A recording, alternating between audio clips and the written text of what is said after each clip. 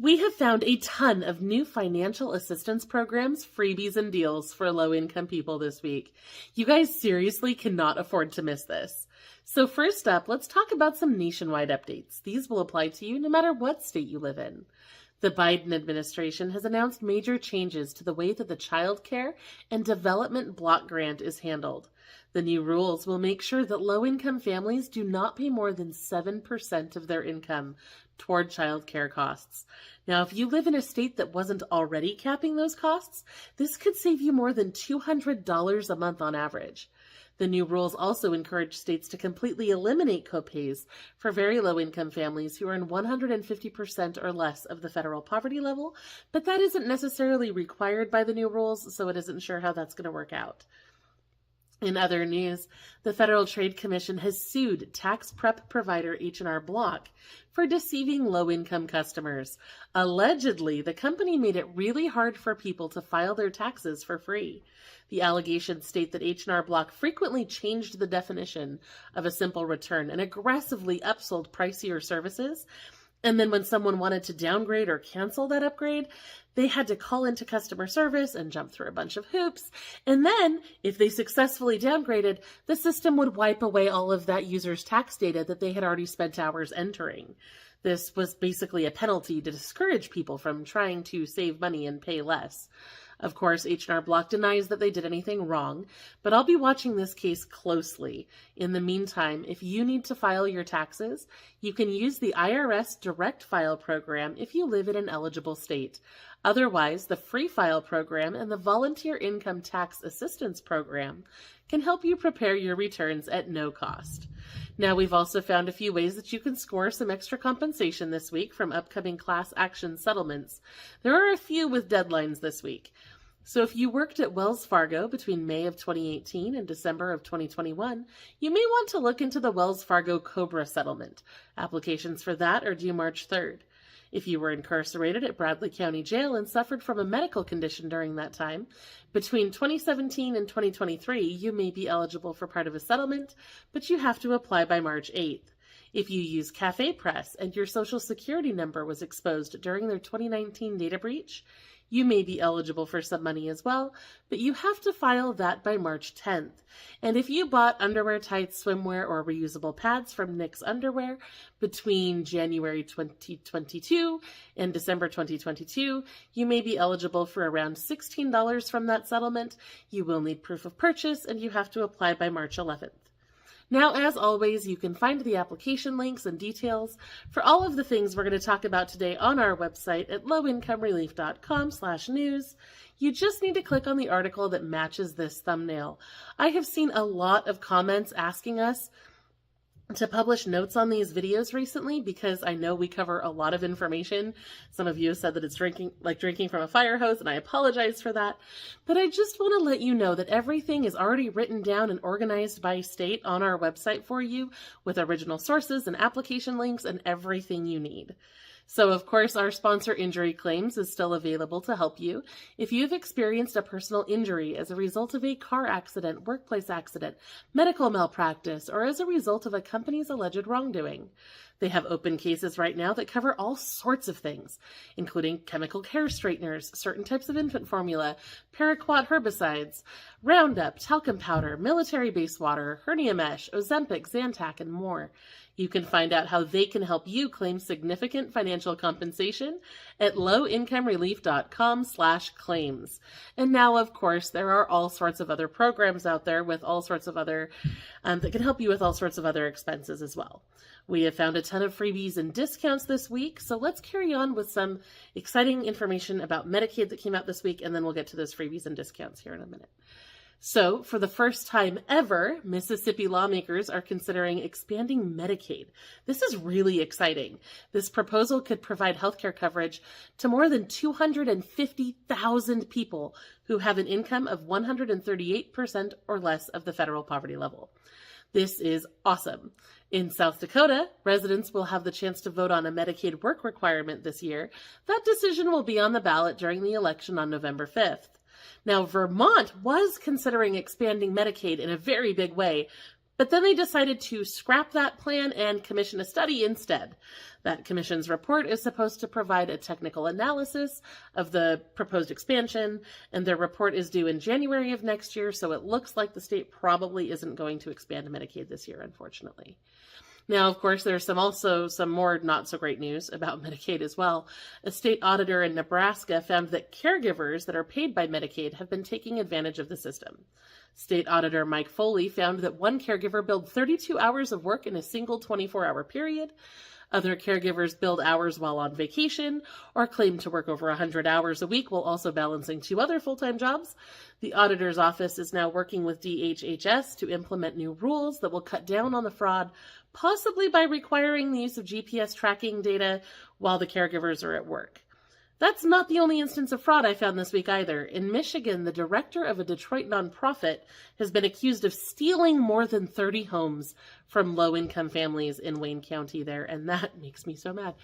Zena Thomas was working as the director of homeownership programs at UCHC when she allegedly conspired to take these homes from the people who were living there because they were already facing a potential tax foreclosure, but she did a bunch of stuff that was really shady. Anyway, allegedly, she's now living in one of the homes that was taken in that scheme. I think this is all very interesting. I've been running low-income relief for over 10 years now, and I get a lot of comments all the time about how I'm helping people scam the system somehow. But if you look at the news that's actually coming out, it looks like most of the fraud is coming from people who are working for the system, not those who are benefiting from it. For example, in our recent EBT update, I told you about a caseworker who had defrauded SNAP of around $30,000 in benefits by opening fake accounts and stealing money from real accounts in order to just ship things to her house. I know this is all anecdotal, but it really feels like most of the fraud lately is coming from within the system itself. It's frustrating and it's wrong, and it really seems like a lot of the frustration about fraud is deeply misplaced. Anyway, sorry, I could go on about that for days. Let's talk about some housing updates. We've got some good and bad news for housing, depending on where you live. So let's start in Colorado, where a new bill has been introduced that would stop landlords from price gouging during disasters. If passed, this new regulation would make it so that landlords cannot increase rent by more than 10% during emergency situations, as declared either by the governor of Colorado or the president of the United States. This bill was inspired as a direct response to the aggressive rent hikes in the state following the 2022 Marshall Fire that destroyed over 1,000 homes in Boulder. After that event, rents skyrocketed and many people were forced out of the community because they couldn't afford it. And lawmakers don't want to see that happen ever again. Meanwhile, in Virginia, the Norfolk Redevelopment and Housing Authority is opening the Housing Choice Voucher waitlist. You need to earn 50% of the area median income or less in order to qualify, unless you live in assisted living. If you're in assisted living, the income limits are a little higher at 80% of the area median income. Applications for that will open on March 11th, but they will close again on March 18th, so you need to make sure that you set an alarm and do not miss those deadlines if you live in that area. In New York City, evictions have reached pre-pandemic levels. They're saying it's the highest it's been in 4 years. And some landlords are now pushing back against a good cause eviction law that's been proposed by state lawmakers. Right now, landlords can choose not to renew a lease for any reason, but this law would change that and make it so that landlords can only kick their tenants out if the lease has been violated in some way, for example, not paying rent or not following other rules. Landlords are also fighting for legislation in Kentucky, where the state has advanced a bill that would ban source of income discrimination bans in the state. Basically, several cities in Kentucky want to force landlords to accept Section 8 vouchers, but this bill would stop them from being able to do that. If you're interested in buying a home, Habitat for Humanity is on a roll, especially in Arkansas, where they've been building a lot of new homes lately. A new partnership between different Habitat offices in Georgia is going to allow several new homes to be built there as well. As always, if you're interested in home ownership, I always recommend you reach out to Habitat. Okay, I promise I'm going to get to those freebies and discounts. We've just got 2 more little financial updates before I get there. So South Carolina lawmakers are considering a bill that would restrict predatory lending practices in the state. These rules would force lenders, including small dollar lenders like payday loan companies, to make sure that borrowers have the capacity to repay those loans before they give you the money. Lenders would also be forbidden from renewing the loan more than twice in 6 months. This bill could make it harder to get payday loans and other predatory loan products in the state, which in a way is hard because if you need that to make your rent, you might not be able to get it. But at the same time, it's intended to help protect you from manipulative lending practices. So kind of a double-edged sword there. Sorry, tripping all over my words today. In Minnesota, lawmakers are also considering a bill that would change the way that low-income residents there can access loans. They want to opt out of the federal DIDMCA Act, which could theoretically make it harder for low-income Minnesotans to access credit, especially for big-ticket items like auto loans or mortgages. It's not entirely clear what the fallout of that change would be. There's only one other state that's done that.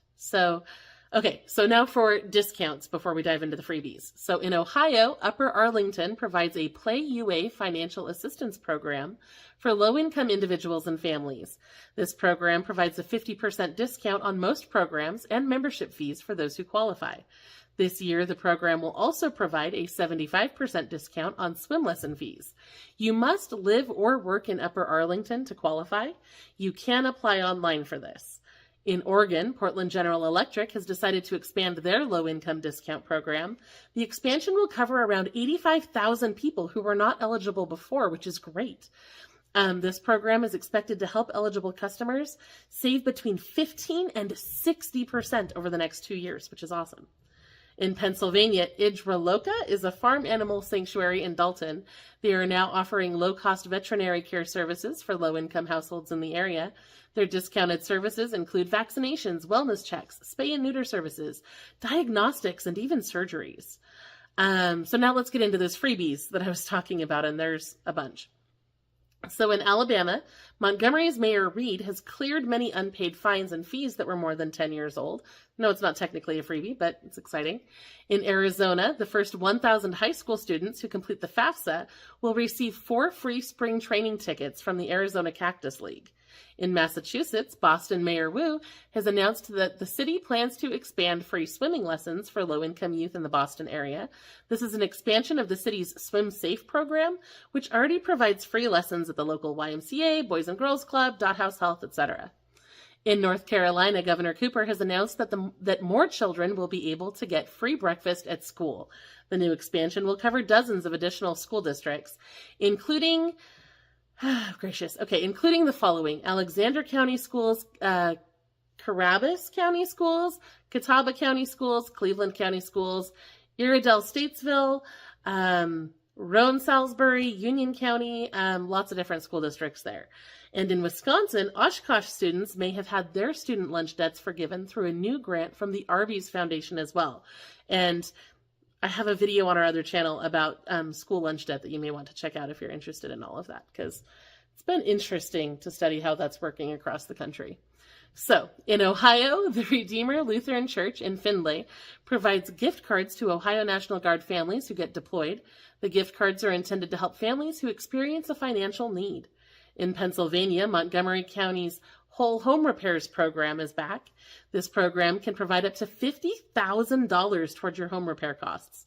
This program can help you with paint, mold remediation, furnace replacement, weatherization, roofing, flooring, plumbing, electrical, septic, and more. In order to qualify, you must have a household income that is at or below 80% of the area median income. They are looking for between 100 and 150 homes to work on, so I strongly recommend that you apply if you're in the area. Applications will be accepted until April 12th. In Utah, the Utah Fits All Scholarship Program is officially open to applications. This program will provide up to $8,000 to Utah K-12 students who qualify. They expect around 5,000 students to receive this money in an education savings account. The money can be used for private school tuition, tutoring services, testing fees, material and curriculum costs, and more. In order to be eligible, you must live in Utah, your child must be a K-12 student in a public school, and parents can apply online. In Washington State, a new free pet clinic is opening in Seattle. This clinic will provide free services to pets who belong to people who are homeless or low income. The clinic is called the Donico Pet Clinic, and it will be located at 1101 Airport Way South in Seattle. In Washington, D.C., the White House Easter egg roll event will take place on April 1st, 2024. It is free to attend, but you have to be selected.